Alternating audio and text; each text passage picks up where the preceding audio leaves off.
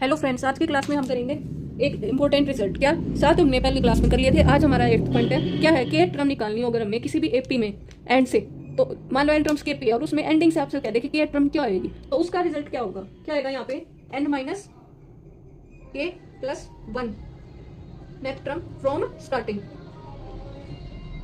N minus k term from starting.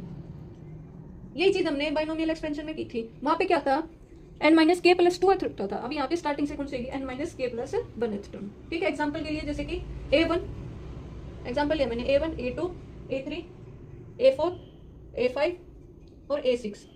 ये हमारी क्या है, एपी दे रखी है।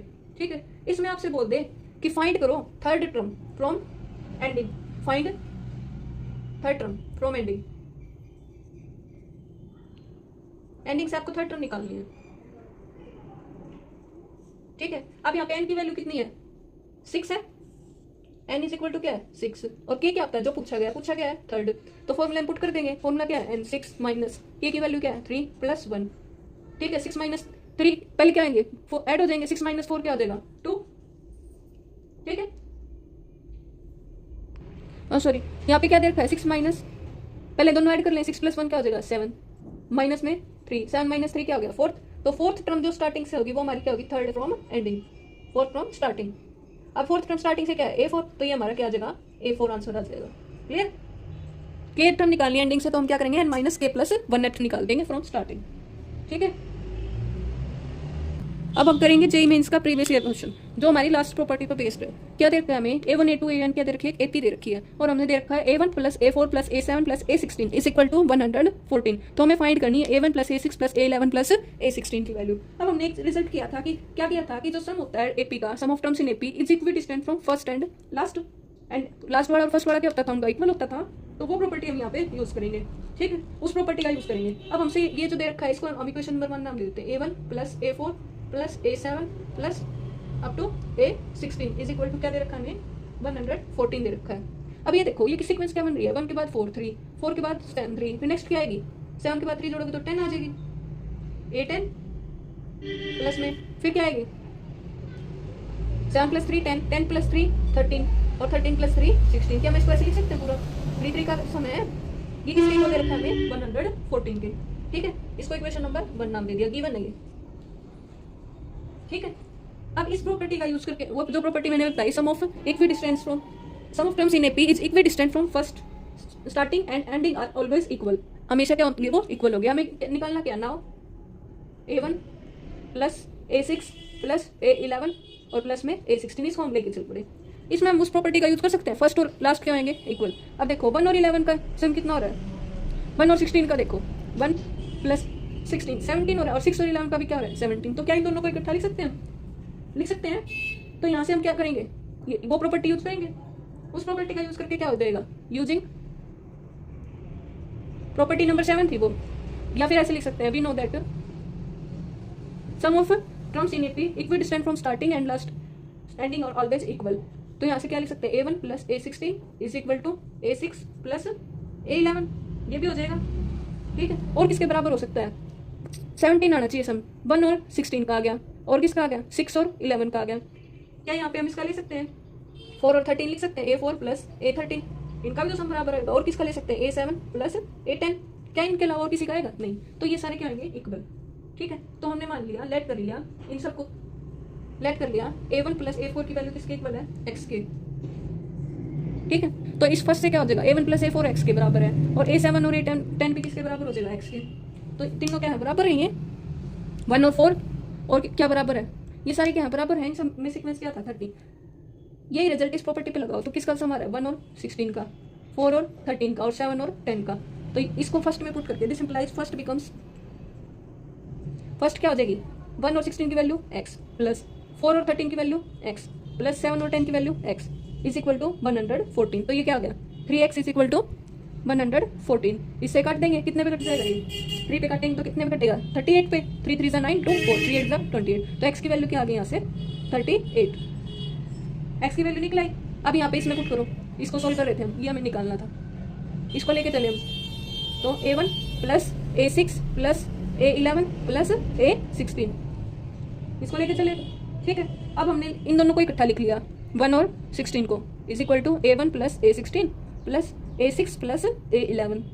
1 और 16 की वैल्यू क्या है, किसके बराबर है 1 और 16 की, क्या 4 और 13 के बराबर है, हाँ है, और 4 और 13 ये थी, तो यहाँ से इसकी वैल्यू क्या आ जाएगी x, इन दोनों की वैल्यू क्या आ गई x, और इन दोनों की भी क्या आ गई x, क्योंकि ये सारे क्या है बराबर है, तो x प्लस x हो गया, और x प्लस x क्या हो गया 2x, और x की वैल्यू हमने भी निकाल ली क्या है 38, तो 2 इंटू 38, तो आंसर क्या आ गया मेरे पास 96। ये हमारा क्या हो जाएगा आंसर। देखो दोबारा से हमें क्या दे रखा था A1 A2 AN AP में दे रखे थे, और हमें सीक्वेंस दे रखी है, इनका सम 114 के बराबर, और ये निकालना है। हम इसमें एक रिजल्ट यूज करेंगे, जो लास्ट प्रॉपर्टी हमने की थी कि sum of terms in an AP is equidistant from starting and ending points are always equal. ठीक है, तो जिनका सम इक्वल हो रहा था, फर्स्ट क्या A1, लास्ट क्या 16, फिर क्या 4 और इधर से क्या आएगी 13, इधर से 7 और इधर से क्या आएगी 10, ये सारे क्या होंगे बराबर, इनको हमने x के नाम दे दिया। ठीक है, और ये हमें गिवन दे रखा है, तो फर्स्ट में इसका यूज करेंगे, तो किसके बराबर होगा x plus x plus x 3x is equal to 114, x की वैल्यू क्या आ गई 13। अब जो निकालना उसको देख लिया, उसमें भी क्या है 1 और 16 फर्स्ट लास्ट है, और 6 और 11 क्या है सेकंड लास्ट है, तो इनको x प्लस x के बराबर, तो यहाँ से 2x की वैल्यू निकाल दी है, हमारा किस फाइनल आंसर आ गया। क्लियर। नेक्स्ट हमारा रहेगा एक AP दे रखी है हमें, an का फॉर्मूला क्या होता है tn, an is equal to tn, और tn किसके बराबर होता है a plus n minus 1 into d के बराबर। जब इसको खोलेंगे तो क्या बन जाएगा a plus n d minus d, this implies tn क्या बन गया n d plus a minus d, इस एन डी को आगे लिख दिया और a माइनस डी को अलग। ठीक है, इसको क्या लिख दिया अल्फा इंटू एन, डी को क्या नाम दे दिया अल्फा, और ये अल्फा क्या है कोफिशिएंट ऑफ n, प्लस में बीटा, बीटा की वैल्यू क्या है यहाँ पे a माइनस डी, beta is equal to a minus डी। ठीक है, ये क्या बन गई एक लीनियर एक्सपेंशन बन गई n के अंदर, मतलब कि जो हमारा an होगा या tn होगा वो क्या होगा लीनियर एक्सपेंशन बनेगा हमेशा n में। तो जेई मेंस के पेपर में आया हुआ था सीधा कि जो an होता है वो हमारी क्या होती है लीनियर एक्सपेंशन होती है n में, या फिर क्वाड्रेटिक होती है क्यूबिक होती है, ये ऑप्शंस थे, तो वहाँ पे हमारा आंसर क्या था लीनियर एक्सपेंशन होता है n में। ठीक है, वो यहाँ से आता है। अब हमारे पास क्वेश्चन दे दिया जैसे in an AP tn is equal to 3n plus 7, find करना हमें a और d।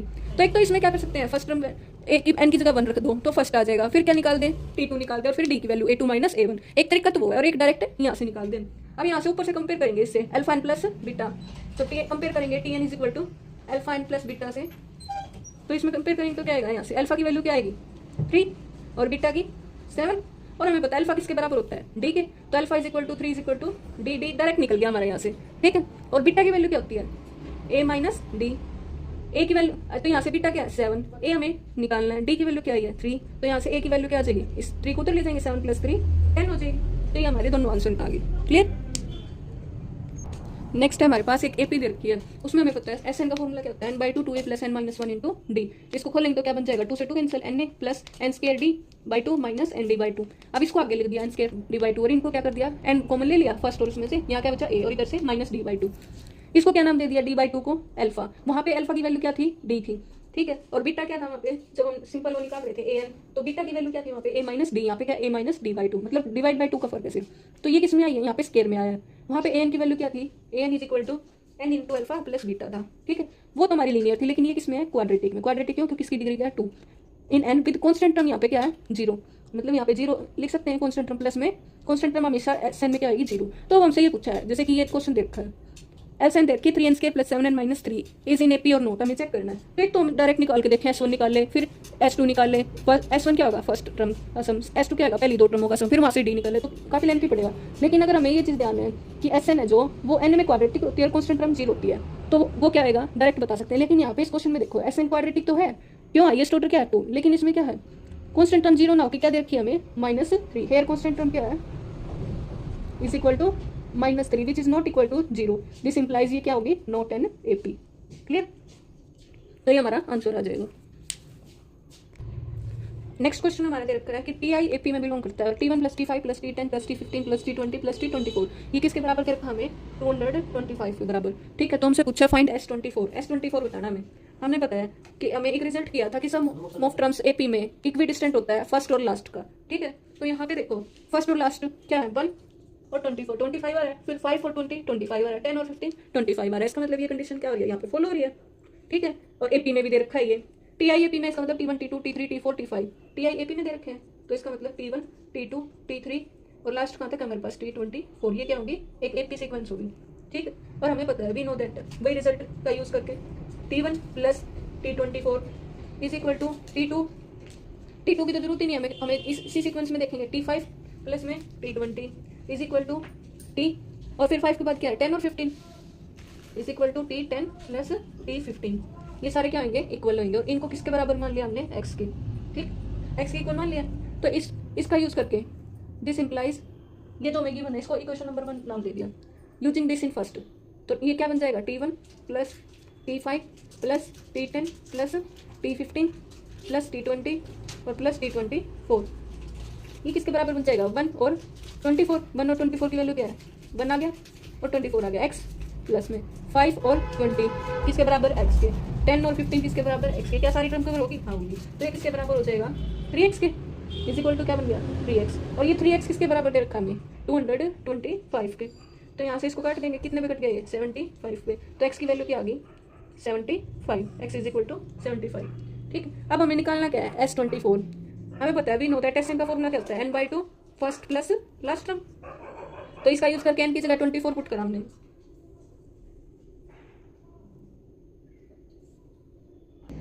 n की जगह 24 पुट करा, तो 24/2। फर्स्ट टर्म क्या है हमारे यहाँ पे, T1 और लास्ट टर्म क्या है, T24 होगी। T1 से लेकर T24 थी। ठीक है, इसको करता 12 और T1 प्लस T24 किसके बराबर है, x के। तो 12 इंटू एक्स, और x की वैल्यू कितनी है, 75। तो 12 इंटू 75। तो इसको मल्टीप्लाई करेंगे, क्या आ जाएगा, 12 5 80, 12 7 84 और 5 690। तो 980, 900 कंप्लीट आंसर आ जाएगा ये हमारा। ठीक है, तो हमारे आज का क्वेश्चन ये था। आज की क्लास में हम यहीं तक करेंगे। Thanks for watching this video.